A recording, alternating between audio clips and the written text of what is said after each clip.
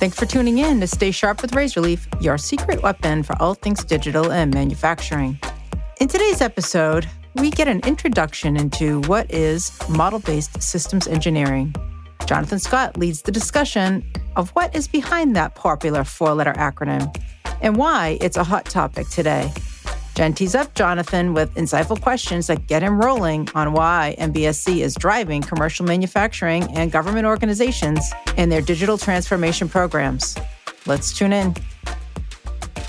Welcome back, everybody, to Stay Sharp, the podcast about all things digital related to products and manufacturing. I am here with my co-host, Jonathan Scott. Hey, everybody. And today we are talking about MBSE, model-based systems engineering, and why it's hot. So it's the Jonathan show today, and we're going to let him talk to us. Actually, let's start where we usually start. Let's start by talking about, other than the four words that I just gave everybody, what is MBSE? What is MBSE? That's a great place to start, Jen. And I think it's a really important place to start on this topic because this acronym, this particular four-letter acronym, gets confused a lot with MBE, model-based enterprise. And we've talked about that on some other episodes, and I'm sure we'll keep talking about it because it's a pretty hot topic in this space. But that's a place to begin. MBSE is different from MBE. Model-based systems engineering is a component of a model-based enterprise. Can be a component. Doesn't have to be, but can be. Right, that makes sense. And it's a specific, I'll say, domain within the enterprise. And this is going to be no shock to people. That domain is systems engineering, but it's doing systems engineering in a model-based way. All right, you like how I use that circular logic to define that one? I'm pretty sure Webster's against using the words to define it. Yeah, they don't like that? No. Yeah, I can't imagine why. Cardinal rule. So what I'll say to give a better definition of it is my understanding. And okay, so we should also be clear here. On lots of past episodes, I've introduced myself, who I am, that sort of thing. But just briefly in this episode, let me give that context. So I'm our chief architect here at Razorleaf. My background is in engineering, not in systems engineering, but in mechanical engineering. And of course, I've been doing the PLM space and digital product space for 25 years or so now. But I actually do have some formal training in systems engineering and MBSE, but I don't consider myself to be an expert there. So for those that are listening who are MBSE experts, forgive me if I don't explain this as well as you might. But from my perspective, it's about using models and data representations when you're doing systems engineering work.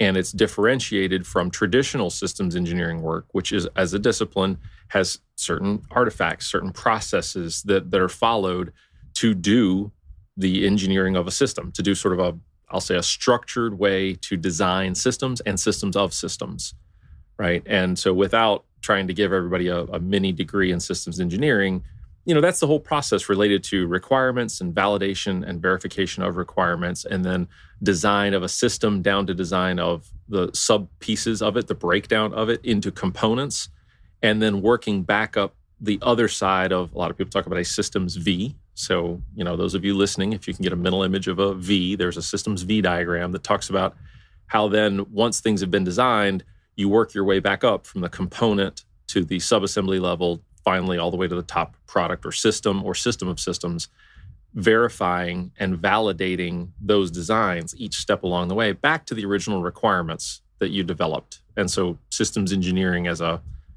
discipline, I will say, is generally about that. It's about that process. And it's, of course, not specific to any other domain of engineering, right? So that systems process I just described can be applied to software development, to mechanical design, electrical design, any of those domains.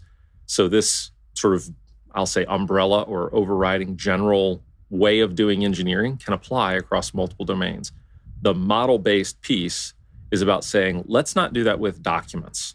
Let's not do it with tables. Models. Right. Let's do it with models. Let's do it with data.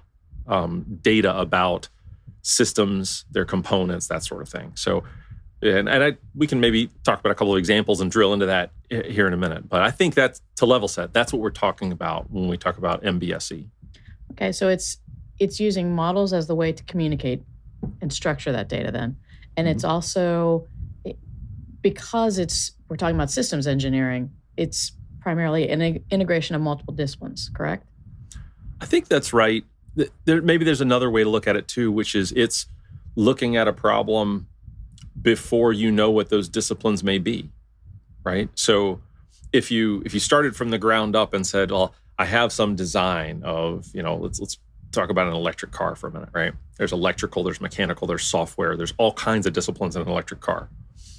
If you took that as a given and said, let me make a systems model of it, right? So the thing exists and you want to model it in a systems way, you're right. Systems engineering is about looking at all those different domains and disciplines and putting them together in some sort of unified description of the system. Right. But most of the time, we're not reverse engineering something that already exists, although it's useful for that. We're often trying to design or develop something, and we're going to figure out as we go how many disciplines or domains are needed, right? So let me give you an example. An automatic transmission. Most people, if you know an automatic transmission from, say, the 50s or 60s, there was a lot of mechanical elements to that, and there were a lot of hydraulic elements to that. So the logic behind shifting and how gears changed, there were hydraulic logic that drove that. So if you had to describe the domains in a traditional automatic transmission, you'd say, well, there's a mechanical domain, there's probably some chemical domain about the way the fluids, and then there's hydraulics, right? And so those are kind of the areas. Well, that's because that's how that got designed. Today, no, automatic transmission, it's going to be electronics. It's going to be sensors and electronics that decide when it shifts and that sort of thing. That design has evolved over time, but the system, the requirements at the early part of it that told us, what we need is we need a way for the gears to change so that we can change the speed to torque values of a somewhat constant velocity or limited band velocity engine. We need a way to transfer that to the wheels so that the car can go at different speeds with different torque and speed values. That's the requirement that got broken down, and eventually, back in the 50s, it got implemented through the hydraulic domain, the mechanical domain. That's the way they did it. Today, same requirements get implemented through different domains. It's a different solution space, right? And this is another element of systems engineering. So I'm off your question, but still on your question. I promise. No, I understand. I'm following. It can be that unification of domains, but by the same token, it can be how you explore a problem and start to solve it before you get to the details of even knowing which domains are relevant, right? So I love this example in systems engineering. I've heard this many times. I think this is great. You're trying to solve the problem of getting from place A to place B, and in your mind, you're thinking, well, I'm designing a car. Well, maybe you're designing a horse, right? Or a bicycle, or a helicopter, or a train, or, okay, what I'm trying to do is get from A to B and carrying cargo. Okay. So maybe it's now a horse and a cart versus a cargo plane versus a freight train.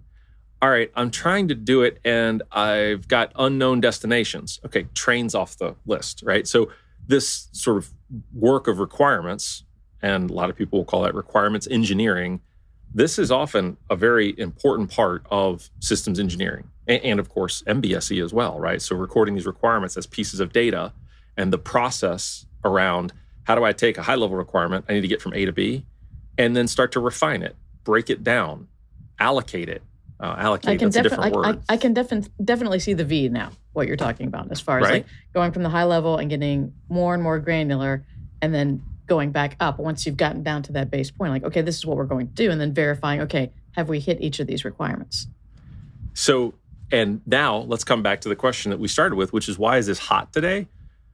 Okay, things are always picking up in terms of velocity, right? Things are going faster and faster and faster.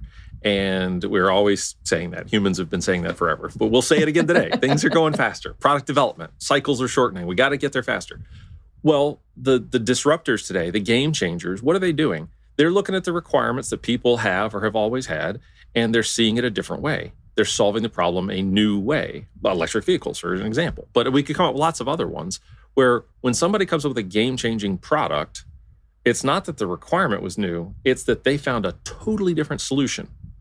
What they did is they looked at the trade space differently of how you could solve that problem, getting from A to B with well, horse, train, car, and somebody said, electric VTOL.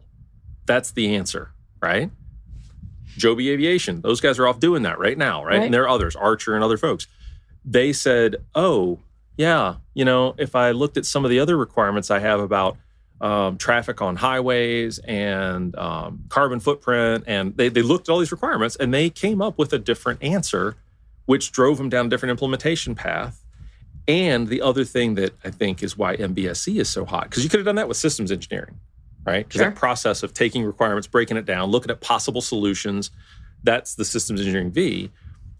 But if you could do it in a digital way where those were data elements, then you could connect it to virtual models, and you didn't have to do detailed design drawings.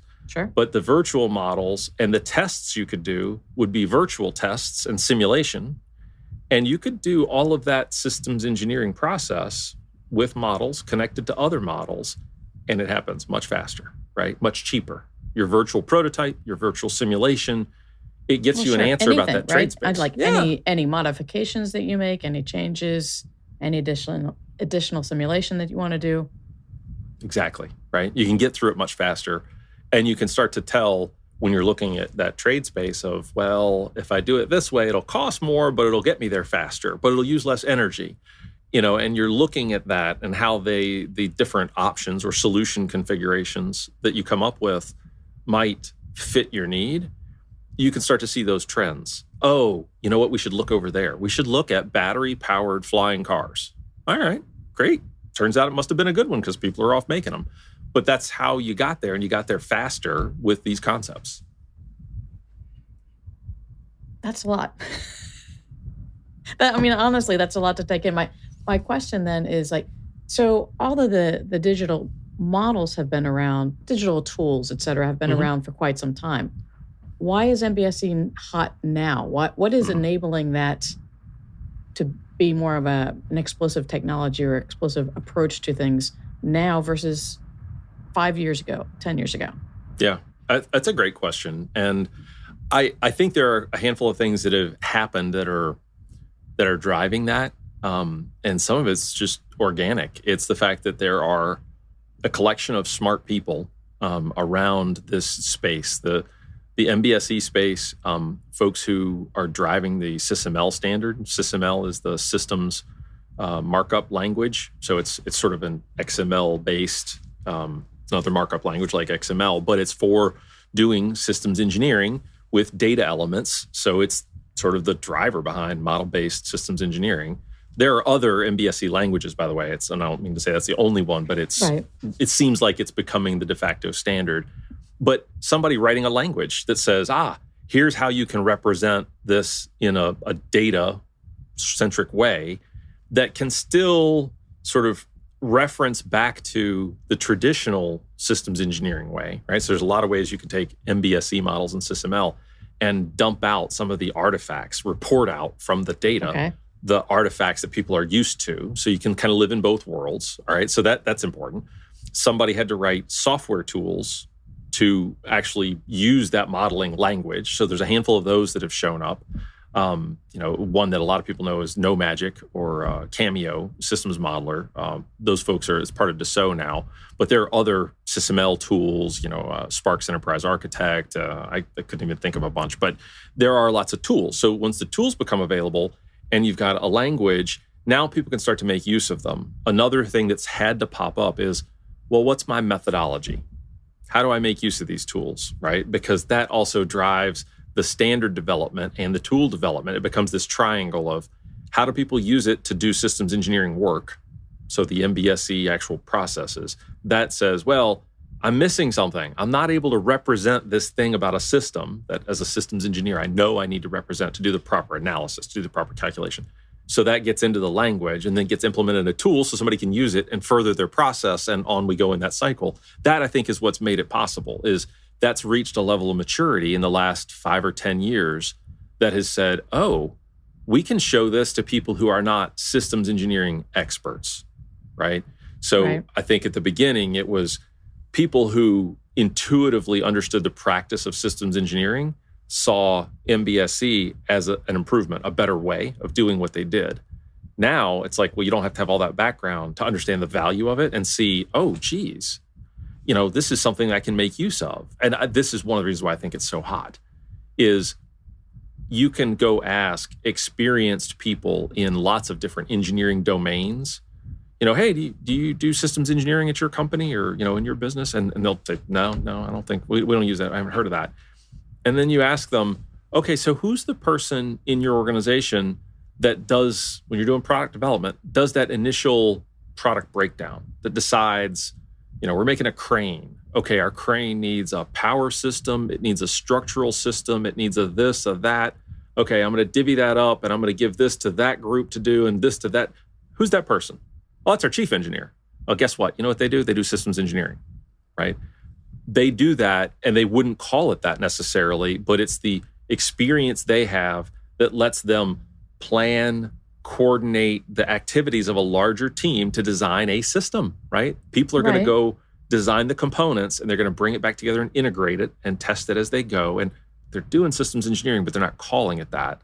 So when you connect the dots and show people, your 30-year experienced, 40-year experienced chief engineer, lead engineer, whatever you call them, you can try to get their knowledge into a systems model of your product. And if it's MBSE, it's a model that people can use, interrogate, read, interpret, understand. And suddenly that enables lots of people in your organization to work with it, understand it, extend it. Oh boy, that's powerful, right? I mean, it is. So it sounds like, systems engineering has been around for a while. Digital data has been around for a while.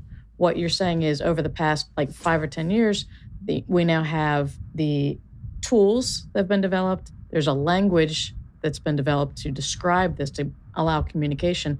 And then, of course, the constant pressure to accelerate innovation, shorter times to market, et cetera, improve efficiencies. That's bringing the pressure. So it's all just kind of coming together in a crucible at this point. I think that's right. Yeah, make it that hot. That's what's doing it, right? Is all those things combining and people then making use of them because they see the value in it, and that's getting more attention, more focus, more speed, and it's a virtuous cycle, as they say. It keeps getting better and better.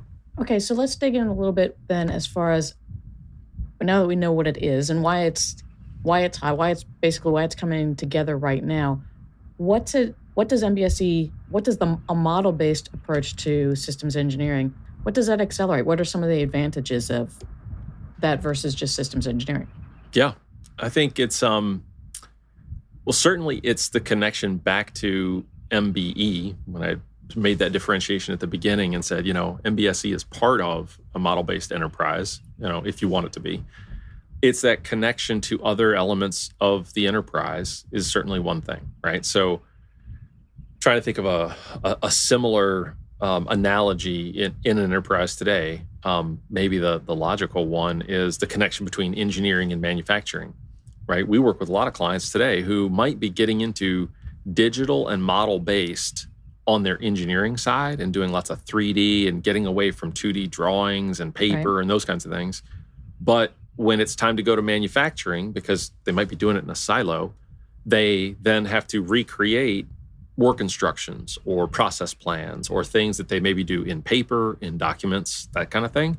And it takes a lot of time and energy to recreate it, even though they're leveraging something digital. And when change happens, it's pretty painful because there's no direct connection. It's like, well, this 26-page work instruction is based on those 18 parts in a subassembly in CAD. Right. Well, one's based on the other, but when I change 3 sentences about how to join 2 parts on page 15, do I know how did I connect those? And I think that's something similar here is what MBSE is bringing to the party is we could take systems engineering and requirements work that was done up front, where if it was done traditionally, at the end of the day, it might have been a technical spec that was handed to engineering.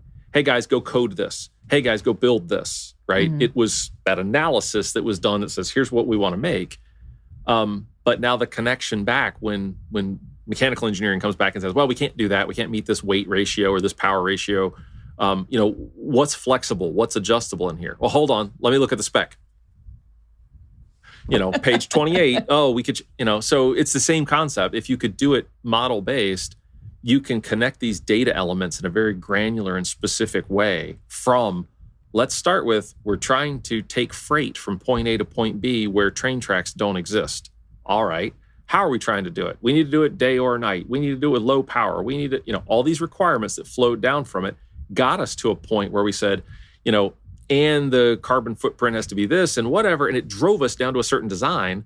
Well, those requirements for that piece of the electric car got us to, that's the battery we have to pick, or that's the motor we have to pick, or those, implementation pieces of your design.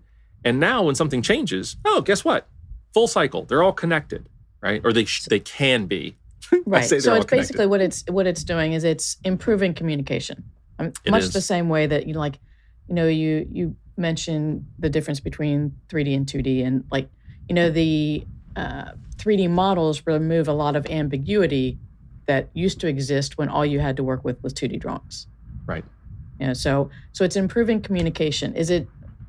What else? I mean, I imagine that improving communication also allows you to detect issues earlier. Absolutely. And that improved communication can be in a number of forms. One, you're being explicit. Right. And in a model, you can be super explicit, much more than you can in language, right? English is notorious for this. We're terrible about writing things down and was that what you meant? Is that what you meant?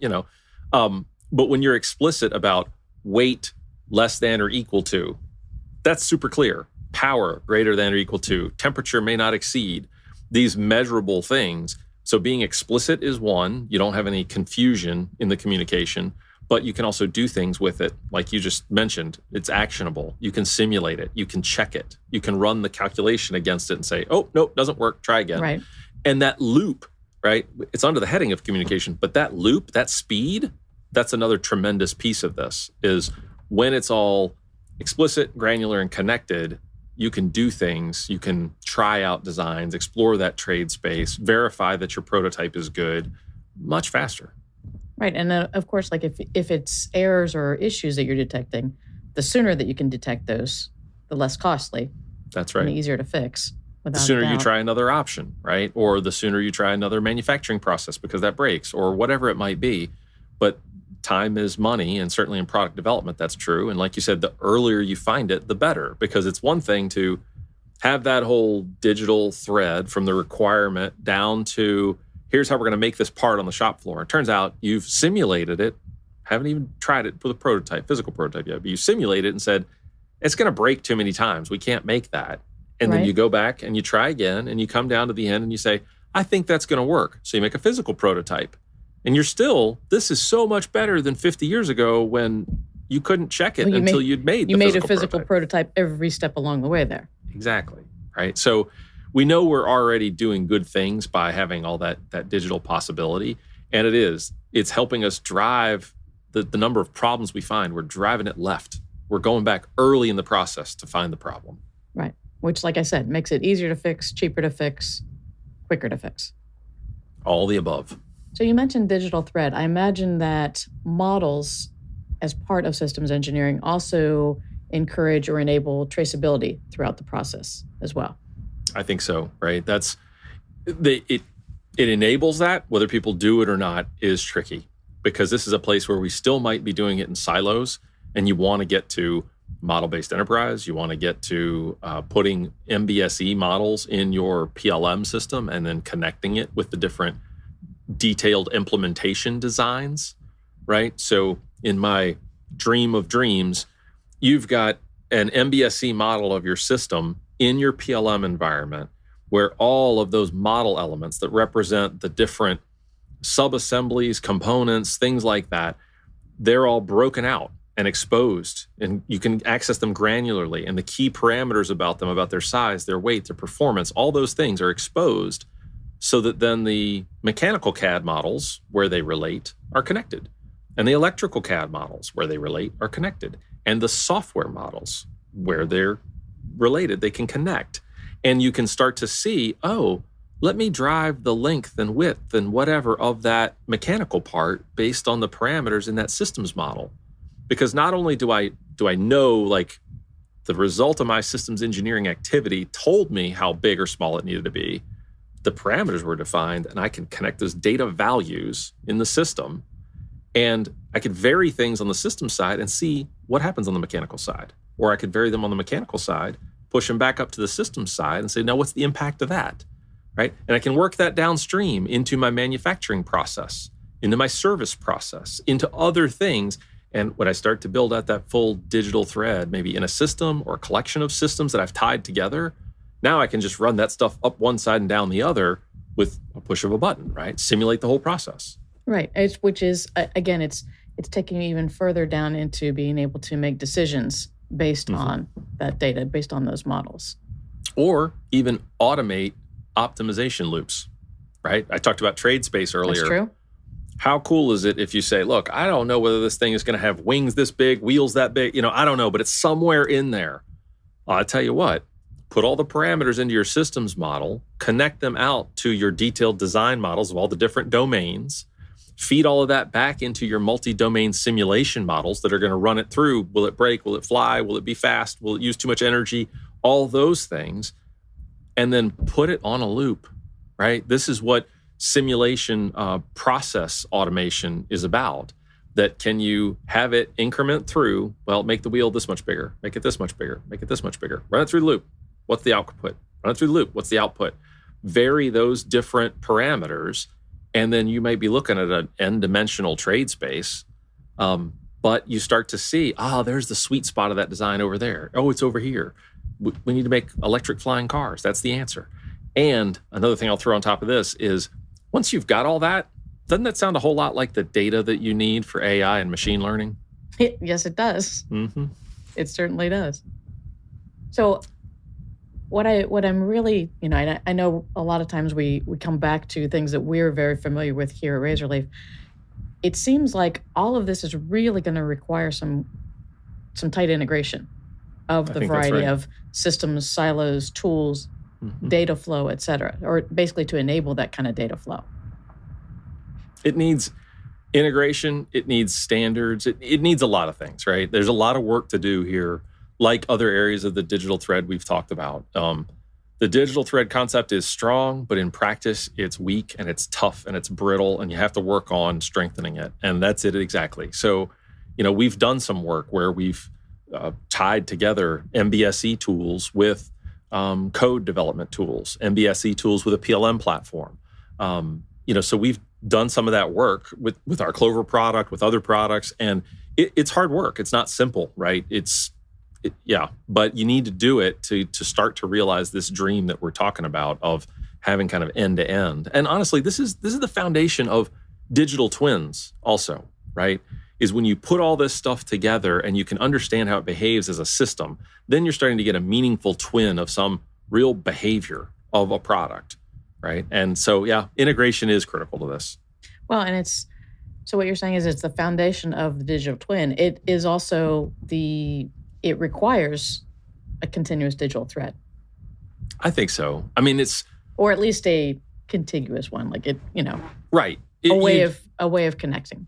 It doesn't have to be completely end to end. And I don't mean to drink the MBSE Kool-Aid so much as to say, you have to have MBSE to have a digital twin. That's not true, right? I mean, you can have digital twins with different pieces, the different aspects of what you want to simulate or model or twin. But I do think for the kind of full behavioral model digital twins that a lot of people think of when they think of this concept, you do want an MBSE model. You need something that understands the whole system, how it collectively behaves and works together. And that's something actually I should mention I didn't bring up when I was describing MBSE before. And this is probably a different episode for another day. But we do like to do that. Maybe we should. Inside of MBSE, there are a couple of, pillars that we talk about related to what you're modeling. I'm not going to get them all right, but I'm going to tell you about two that matter. One is the structure that you're modeling. So the breakdown of your system, like I mentioned, subassemblies, that's a good mechanical analogy to what we're talking about. But the other is behavior. How does it behave? When stimulated, like when you press this button, what does it do? And this is the good analogy here is software code, right? when I take this input and call this function, it does this, it does this. There's an if statement, it goes here. There's logic. And then it has these outcomes, right? But what is the behavior of your system or the components of your system? But those two things together, you could see how that connects to the digital twins that people think of when they're like, yeah, this digital model and it simulates my whole car. Well, of course, the structure's one thing. It's nice if it looks like the car, but it's more important if it behaves like the car. And MBSE is big on structure and behavior and requirements and some other things. But it's really bringing all this stuff together. That's why I say I think it's very fundamental to digital twins, even though you can have digital twins without MBSE. Right. No, it makes a lot of sense. So Jen, stop me. We're going to keep going on this I was just going to say, it's as always, very passionate about this particular topic. But we do have to be careful of our listeners' time as well as everyone else's. So it does sound like MBSE, there's a lot of reasons that it's hot right now because the tool's there, the language there, the need is clearly driving it, the need for an increased pace of innovation, et cetera. So makes a lot of sense. It's definitely, I think by adopting MBSE practices, organizations can improve like communication, the collaboration, their decision-making ability. Yeah, knowledge capture. That's an important one, right? I will say I've seen companies who are going down this path because they realize that their workforce is graying. I can say that because there's a lot of gray here, right? But well, I just got my hair done, so you can't see mine. Nice. The graying of the workforce. But that if you can capture the knowledge about your products in your digital thread and in your systems models, right? You've captured a lot that doesn't have to walk out the door. You can't get people's experience completely, but at least some of their experiences, how does it all fit together? How does it all work? Over the years, they've figured that out. If you can capture that in a systems model, you can leverage it with a newer workworkworce. So decision making. That's a very good point. That particular point is getting to be more and more critical as we get as we move forward. So, all right. Well, thank you very much for sharing all of that with us today. Absolutely. And I wanted to, encourage our listeners, if there's any questions you have based on what we talked about today, things that you think we didn't raise, and or even off this topic, if there's something that you haven't heard from us, or there's, something you'd like us to go a little bit deeper in, be part of the conversation. Let us know. Reach out on LinkedIn, on any sort of social media. You can find the podcast wherever you find your favorite podcasts. And until next time, stay sharp. Thanks, everybody. Thank you for being here and listening to this episode of Stay Sharp with Razorleaf. If you have any questions about model-based systems engineering, we'd love to answer it for you. Just leave a comment on our post or send an email to podcast@razorleaf.com. We love to get your feedback and hear from our listeners, so don't be shy. Make sure to subscribe to our podcast on your favorite podcast platform or on our YouTube channel. Until next time, stay sharp.